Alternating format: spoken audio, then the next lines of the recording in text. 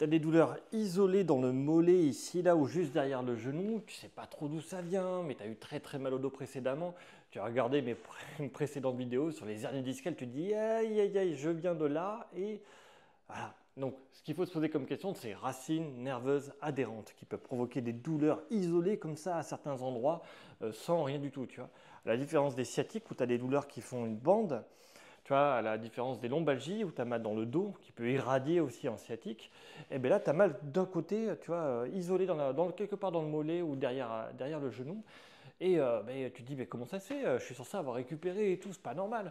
Ben, il est possible, peut-être que ce soit une racine nerveuse adhérente et un exercice que j'aime beaucoup qui permet de récupérer assez facilement, que je vais te montrer. Voilà. Ça s'appelle l'exercice neuroméningé du pied. Il y en a plein, je te montre celui-là que j'aime bien. Mais avant de commencer, n'oublie pas que les conseils de Gilles, c'est bien, mais va voir ton médecin, il va t'aiguiller, te machin, te truc, voilà. Tu es obligé d'aller voir un médecin, hein. N'écoute pas tout ce que je te dis, il y a plein de manières de faire, hein. Donc je te montre. L'exercice neuroméningé, c'est assez facile. On va faire coulisser le nerf, quelque part, je ne sais pas où, hein, quelque part. Mais en gros, il y a eu de l'inflammation qui a collé le nerf, il est collant. Et il ne bouge plus comme il faut. Dès que tu le mets en tension, tu fais ça là, ça ne va pas du tout. C'est le signe de la seigue, c'est ça, c'est le footballeur là. Ça va pas. Alors je le fais à l'arrache, hein, c'est pour te montrer. Mais en gros, quand tu te plies la jambe tendue là, touc, eh ben, c'est horriblement douloureux. Eh ben, on va essayer de faire coulisser ce machin. Il y a un machin qui bloque quelque part, le nerf est bloqué à un endroit, on va essayer de le faire coulisser.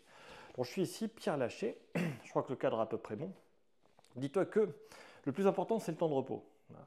Donc, je suis ici, je vais descendre, sentir quelque chose, ma douleur habituelle. Je remonte juste avant pour ne pas la sentir. Donc l'exercice commence quand je touche, je reviens, là je sens rien du tout. Là ça commence, uniquement à ce moment-là. Et l'exercice consiste juste à faire ça, à amener le pied et à relâcher. Donc je vais toucher la douleur, aïe, je relâche.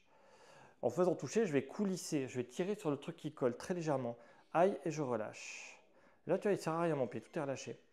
Aïe et je relâche.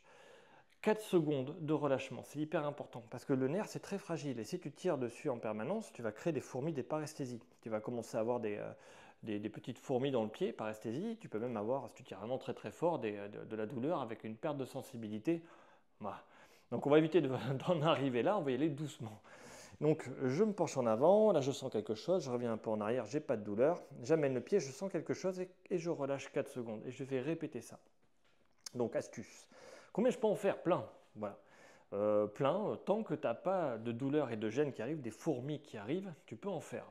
Je te conseille d'en faire quelques minutes, au moins 30-40 mouvements, hein. Et après, mais à chaque fois, il faut bien respecter le temps de repos de 4 secondes, hein. Pied vers le bas, hop, j'amène.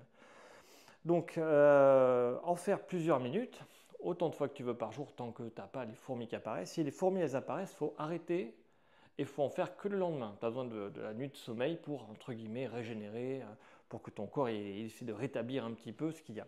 Mais dès le lendemain, tu peux recommencer. Dans les modulations de cet exercice, comment faire? Donc tu vois, je touche la douleur, je reviens. Tu verras que si là, tu veux faire ça, ça peut avoir le même effet. Parce que là, tu mets en tension le nerf qui est ici, en baissant là. Donc voilà, garde bien la position de la tête. Soit tu fais en regardant toujours au même endroit, tu cherches et après tu fais ton pied. Soit dès le début, tu mets une pression, tu descendras moins bas, mais tu peux quand même le faire. Comment est-ce qu'on sait que ça fonctionne bien? C'est que plus je le fais, plus je descends bas.